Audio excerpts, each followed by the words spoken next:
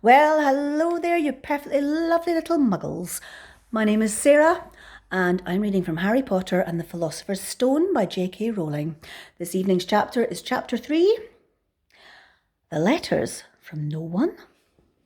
The escape of the boa constrictor earned Harry his longest ever punishment. By the time that he was allowed out of his cupboard again, the summer holidays had started, and Dudley had already broken his new cine camera, crashed his remote control aeroplane, and, first time on his racing bike, knocked down old Mrs. Fig as she crossed Privet Drive on her crutches. Harry was glad that school was over, but there was no escaping from Dudley's gang, who visited the house every single day. Pierce, Dennis, Malcolm, and Gordon were all big and stupid. But as Dudley was the biggest and the stupidest of the lot, he was the leader.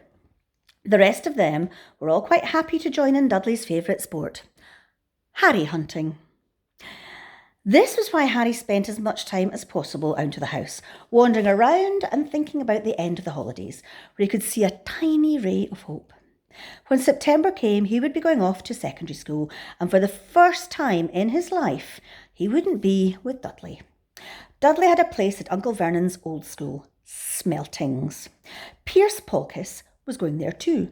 Harry, on the other hand, was going to Stonewall High, the local comprehensive, and Dudley thought that this was very funny. They stuffed people's heads down the toilet first day at Stonewall, he told Harry. Want to come upstairs and practice? No thanks, said Harry. The poor toilet's never had anything as horrible as your head down it. It might be sick. Then he ran before Dudley could work out what he'd said. One day in July, Aunt Petunia took Dudley to London to buy his Smeltings uniform, leaving Harry at Mrs. Fig's. Mrs. Fig wasn't as bad as usual. It turned out that she'd broken her leg tripping over one of her cats, and she didn't seem quite as fond of them as before. She let Harry watch television and gave him a bit of chocolate cake that tasted as though she had had it for several years. Now that evening, Dudley paraded around the living room for the family in his brand new uniform. Smelting's boys wore maroon tailcoats, orange knickerbockers, and flat straw hats called boaters. They also carried knobbly sticks used for hitting each other while the teachers weren't looking. This was supposed to be good training for later life. As he looked at Dudley in his new knickerbockers, Uncle Vernon said gruffly that it was the proudest moment of his life. Aunt Petunia burst into tears and said she couldn't believe it was her Echo Dudleykins. He looked so handsome and grown up. Harry didn't trust himself to speak. He thought two of his ribs might already have been cracked for trying not to laugh. There was a horrible smell in the kitchen next morning when Harry went in for breakfast. It seemed to be coming from a large metal tub in the sink.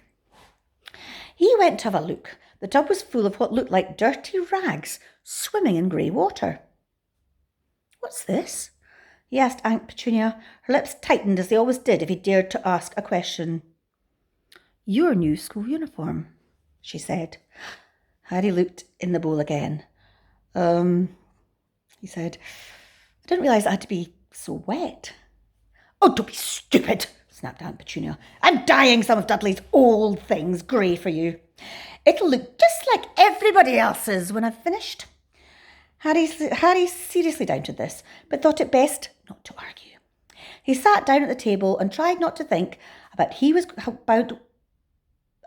he was going to look on his first day at Stonewall High. Like he was wearing bits of old elephant skin, probably.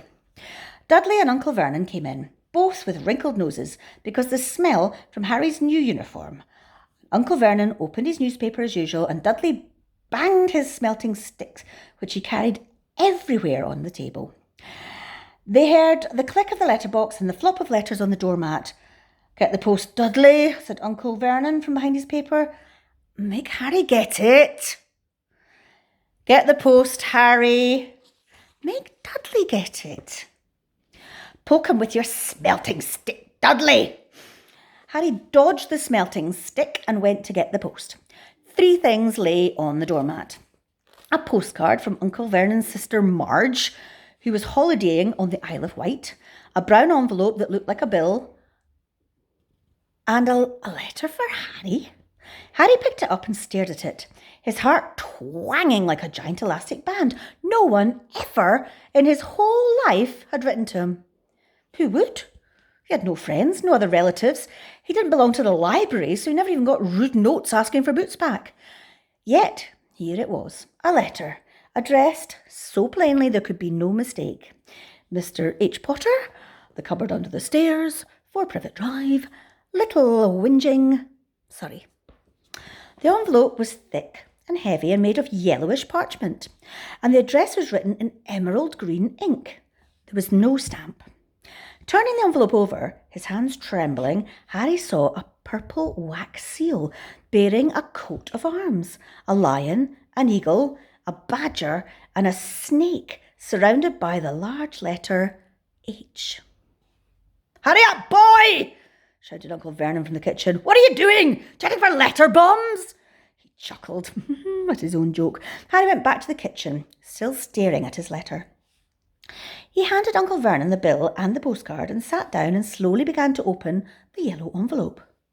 Uncle Vernon ripped open the bill, snorted in disgust, and flipped over the postcard. "Marge is ill," he informed Aunt Petunia. "It a funny whelk." "Dad!" said Dudley suddenly. "Dad! Harry's got something." Harry was on the point of unfolding his letter, which was written on the same heavy parchment as the envelope, when it was jerked sharply out of his hand by Uncle Vernon. "That's mine," said Harry, trying to snatch it back. "Who would be writing to you?" sneered Uncle Vernon, shaking the letter open with one hand and glancing at it. His face went from red to green faster than a set of traffic lights, and it didn't stop there. Within seconds, it was a greyish white of old porridge. "Petunia," he gasped. Dudley tried to grab the letter to read it, but Uncle Vernon held it high out of his reach. Aunt Petunia took it curiously and read the first line. For a moment, it looked as though she might faint. She clutched her throat and made a choking noise. "Vernon! Oh, my goodness! Vernon!" They stared at each other, seeming to have forgotten that Harry and Dudley were still in the room. Dudley wasn't used to being ignored. He gave his father a sharp tap on the head with his smelting stick. "I want to read that letter," he said loudly. "I want to read it," said Harry furiously, "as it's mine." "Get out, both of you," croaked Uncle Vernon, stuffing the letter back inside its envelope. Harry didn't move. "I want my letter," he shouted. "Let me see it," demanded Dudley. "Ow!" roared Uncle Vernon, as he took both Harry and Dudley by the scruffs of their necks and threw them into the hall. Slamming the kitchen door behind them, Harry and Dudley promptly had a furious but silent fight over who would listen at the keyhole. Dudley won. So Harry, his glasses dangling from one ear, lay flat in his stomach to listen at the crack between the door and the floor.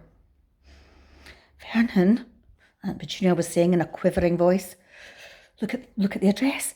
How could they possibly know where he sleeps? You don't think they're watching the house?" "Watching? Spying? They might be," muttered Uncle Vernon wildly. But what should we do, Vernon? Should we write back? Tell them that we don't..." Harry could see Uncle Vernon's shiny black shoes pacing up and down the kitchen. "No," he said firmly. "No, we'll ignore it. If they don't get an answer, yes, that is best. We won't do anything. But I'm not having one in the house, Petunia. Didn't we swear when we took him in we'd stamp out that dangerous nonsense?"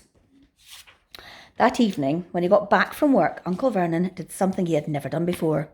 He visited Harry in his cupboard. "Where's my letter?" said Harry, the moment Uncle Vernon had squeezed through the door. "Who's writing to me?" "No one. It was addressed to you by mistake," said Uncle Vernon shortly. "I have burnt it." "It was not a mistake," said Harry angrily. "It had my cupboard on it." "Silence!" yelled Uncle Vernon, and a couple of spiders fell from the ceiling. He took a few deep breaths and then forced his face into a smile, which looked quite painful. Yes, Harry. About this cupboard. Your aunt and I have been thinking. You're really getting a bit big for it. We think it might be nice if you moved into Dudley's second bedroom." Why? Asked Harry. Don't ask questions, snapped his uncle. Take this stuff upstairs now. Poor Harry Potter. I'm feeling so sorry for him. Anyway, I'm going to stop there because you've got to get yourselves to sleep. Clean your teeth, wash your hands, give yourself a great big huggly snuggle. And I will see you tomorrow for the next part of that chapter. Letters from No One.